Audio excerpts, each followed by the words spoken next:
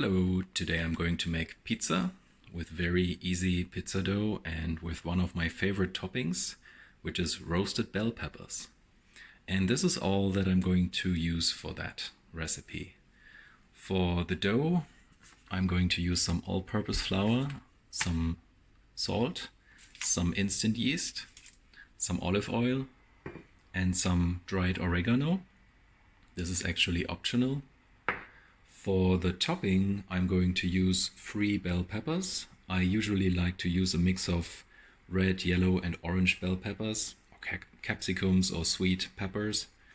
Then fresh garlic, a handful of cherry tomatoes, some sun-dried tomatoes, and some tomato paste.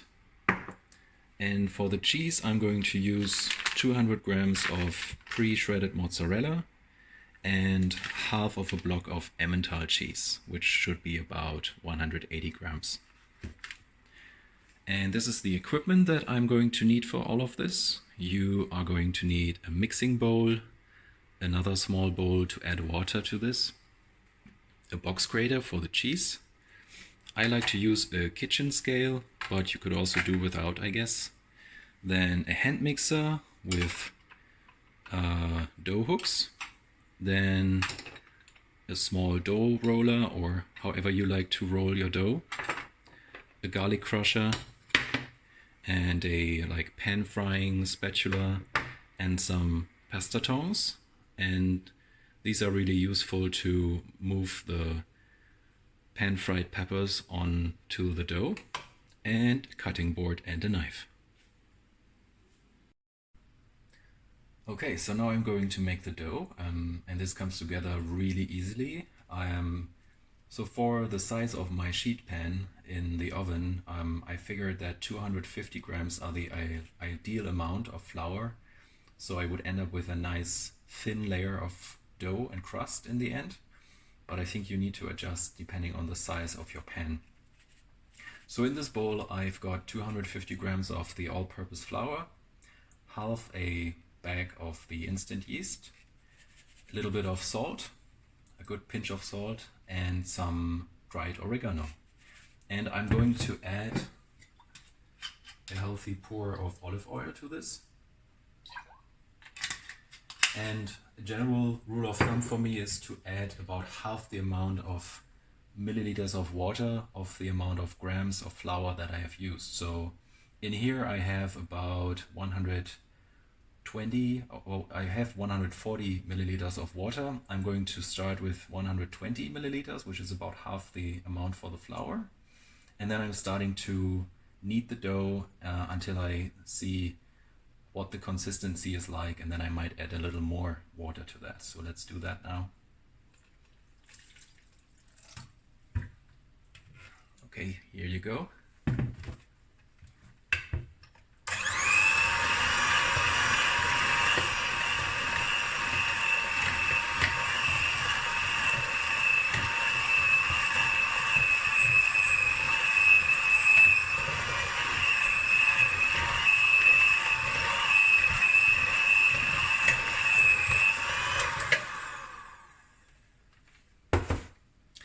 So you see here it's still a bit crumbly and not really coming together, so I'm going to add the rest of the water. I might even need a little bit more, but let's see.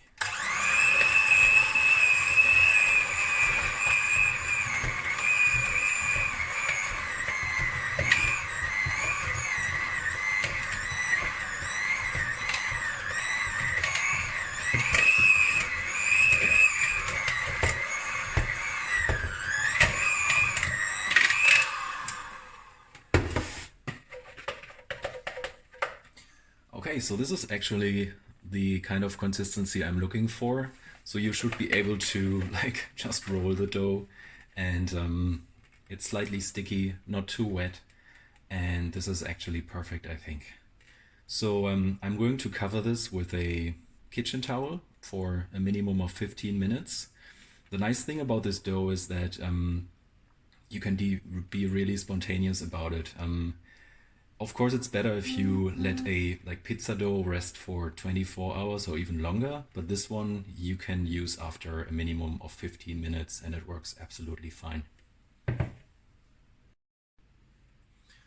Okay, so now we are almost ready to prepare the bell peppers in the pan. I've washed everything, cut the bell peppers in half, removed the stems. I also peeled the cloves of garlic. I've cut the cherry tomatoes in half and also chopped about 6 of the dried tomatoes into small pieces. And what I'm going to do now is to just cut the pepper into stripes. And what works best for me, I figured over the time, was to just do these long stripes and then cut them in half. And by doing that, you will be able to place them really nicely on the pizza, and you can still recognize them, but it's not too hard to cut through everything. So just do the same with all of the remaining bell peppers, and then I'm going to show you how to fry them in the pan. Okay, we are ready to fry the bell peppers. So I'm already heating a good amount of olive oil in this frying pan. I like to use this more robust wok pan, but you can use whatever suits you. And I'm going to heat it on medium-high.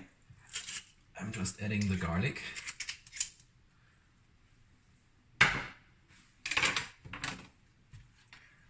Let this go for a little while until it starts to sizzle.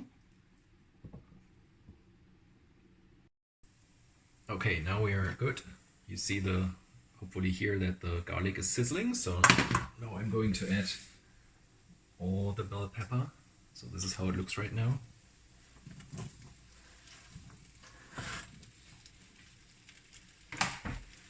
And before I add the cherry tomatoes and the dried tomatoes, I'm just let this sit for a while to let it develop a little bit of brown color, and I'm going to stir it every once in a while. Just do this now, oops, so the garlic is not browning too much.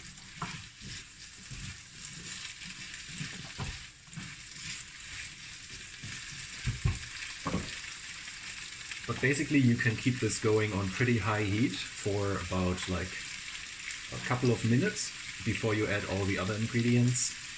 And then you can keep the whole thing going for maybe maximum of 10 minutes until you have a nice fragrant smell. Okay, this has been going for about 2 to 3 minutes now, and I'm just going to add all the cherry tomatoes and dried tomatoes. Okay, all the juices. Just stir this a little more, so the cherry tomatoes also have a chance to soften and to fry a little bit. And now you can let this go for another 5 to 7 minutes. Stir every once in a while, and towards the end I'm going to add salt also. Okay, so this has been going for another 3 minutes maybe, and I keep stirring. And I'm not sure if you can see that, but there should be some nice juice on the bottom of the pan from all the tomatoes and bell peppers. And that's good. This will thicken until the end of the cooking and will add a nice flavor to the whole pizza. So now I'm just going to add some salt to this. Okay, I think that should be enough. And you should see by now, after about 5 minutes, that the peppers and the tomatoes especially, they will get softer, and there should be a nice smell from all of this. But I think I'm going to give this another 4 minutes maybe. Okay, so this has been going for another, I think, I left it longer on there for another 5 or 6 minutes. It now looks really good. Like there's some nice sauce on the bottom of the pan. The smell is amazing. And okay, that was the oven. That's ready too now. That's great. And I'm just going to switch off that one, set this aside, and now I'm going to get everything ready so we can start to roll the dough and put the toppings on the pizza. Okay, let's make the pizza. I've got my baking tray with a piece of parchment paper, and I've prepared the cheese. I've used the coarse, like, grind level of the box grater for the Emmental cheese. And we got our bell peppers, and now let's have a look at the dough. So since we only left it for about 20 minutes, so it won't rise much like other doughs that you may be working with, but that's totally fine. Okay, let's see. Let's add some flour to both the dough and the baking sheet. Just getting this out of the bowl. It should still be soft and nice. And just put it in the middle of the baking sheet. I usually would press a little bit.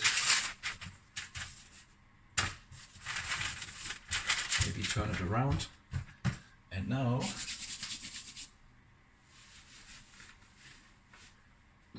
we can start to roll it out.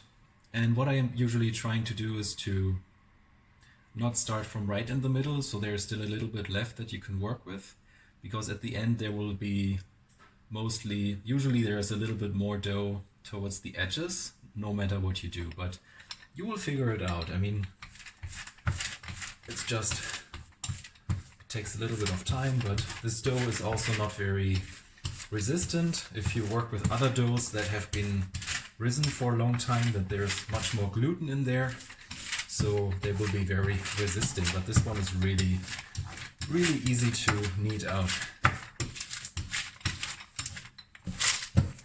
So I'm just turning the baking sheet a little bit, trying to get into all the corners.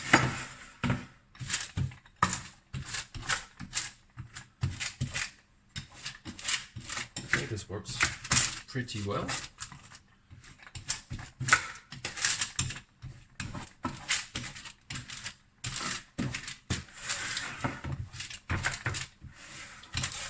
Trying to get in all the corners.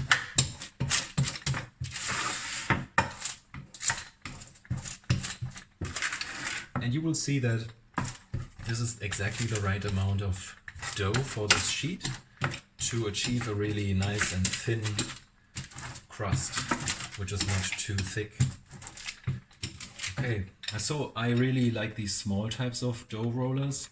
I can't work with the large ones. This one is nice because it has a straight longer one and a smaller one which is a bit more like half circle, so you can work with this in the corners if you need to. But I think this one looks pretty nice. And the next thing that I'm going to do is I'm going to take a small fork and I'm going to prick some holes inside the dough, so it can let some steam in or out, and this will help with the baking a lot. For the base, I'm not using a tomato sauce, I'm just going with plain and simple tomato paste, which works really nice for me. It adds a nice tomato flavor, and it's nice and intense. So I'm usually just taking a few tablespoons full of tomato paste, and then I'm just covering the whole thing with it. You might want to add a little bit more if you see if it's not enough, but and I'm going for all the complete area. So first I would just try to fold it out, and then I'm doing some fine tuning. And I really like if the whole area, also all the corners, are covered with the tomato paste and later on with the cheese. So let's see, there's a little bit more over here. Okay. And it doesn't have to be perfect, of course, so just make sure that there's no big lumps of tomato paste left somewhere. Okay. I think that does look good. Can you see that? Yeah. Okay, next thing we're going to add is the bell peppers. And this is where I'm going to use these ones. And I'm very you could just dump the whole thing on the pizza, but I just do that piece by piece to make sure I have a nice and even distribution of the peppers and they are not facing up in a weird angle. And also to make sure that the sun-dried tomatoes are also nice and evenly distributed. So I would just start by layering out the large pieces in a loose pattern and just make sure that you have some even coverage all over the sheet pan, all over the baking pan. And you could also work with 2 peppers for this, but I prefer 3 peppers so you have enough meat on the pizza and there's nice roasted bell pepper flavor in every bite really. Okay, let's add this. And then a little more here. And like with the tomato paste, make sure to also cover the sides and make sure that they go up to the very edge of the pizza. Okay, a little more over here.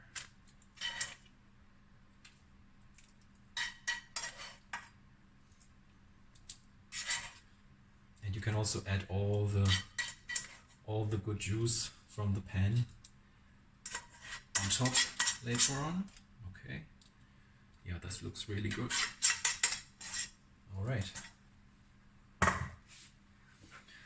So you see, that's the coverage I meant, all the sides. And now we can continue with the cheese. I usually start with the mozzarella and then I finish with the Emmental because it will give a nicer crust on top of the other cheese. So just distribute all the cheese over the pizza. I know that many people don't like that much cheese, but this is like the perfect pizza to cheese ratio that I've come up with over time. So you can add the whole thing. Don't worry if some spots are not covered because you still have the Emmental cheese. And with this one you can make sure to cover all the empty spots that there still are. Okay. Let's put that all on top. With the second layer of cheese you could also just go along the edge of the pizza to make sure that all of this is covered as well. So you see that's quite a lot of cheese, but for me that's really perfect for this kind of topping.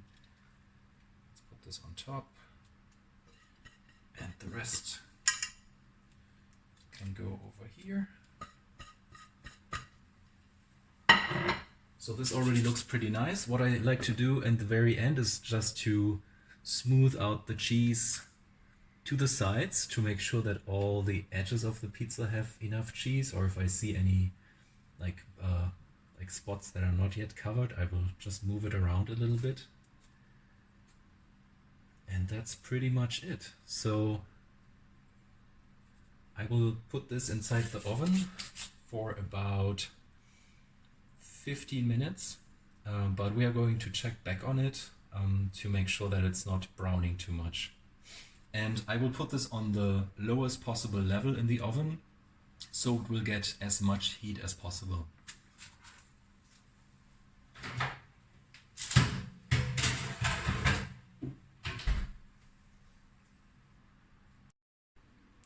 So that's the final pizza. I just got it out of the oven after about 20 minutes. There's no definitive time for how long it should be in there. Just make sure that the browning looks nice and that there's browning and brown parts everywhere. And after this time, you also see that there are some nice crispy bits of cheese mixed together with the tomato paste around the edges. That's really tasty. And I would like to eat it right now, but it's better to let it sit for about 5 minutes until I can cut into it. If I would do that right now, then it would all be very like soggy and not very nice. So I just wait for that, and then I'm going to show you the final piece. Okay, so it's been a while. I've cut the pizza into a couple of pieces, and I already had one. I couldn't wait. And this is how it looks like, the final pizza. And this is almost the perfect piece for me. So I have the pizza. There is also some crust from the side. You see the crispy cheese. And I'm not sure if you can see that, but there's some nice crust on the bottom as well. And I'm going to give this a quick try. Oh yeah. It's so good. You have that sweet and roasted flavor from the bell peppers, together with the dried tomatoes, the cherry tomatoes, some garlic, and then the tart tomato paste on the bottom, and then like lots of cheese on top. I love that pizza. It's amazing.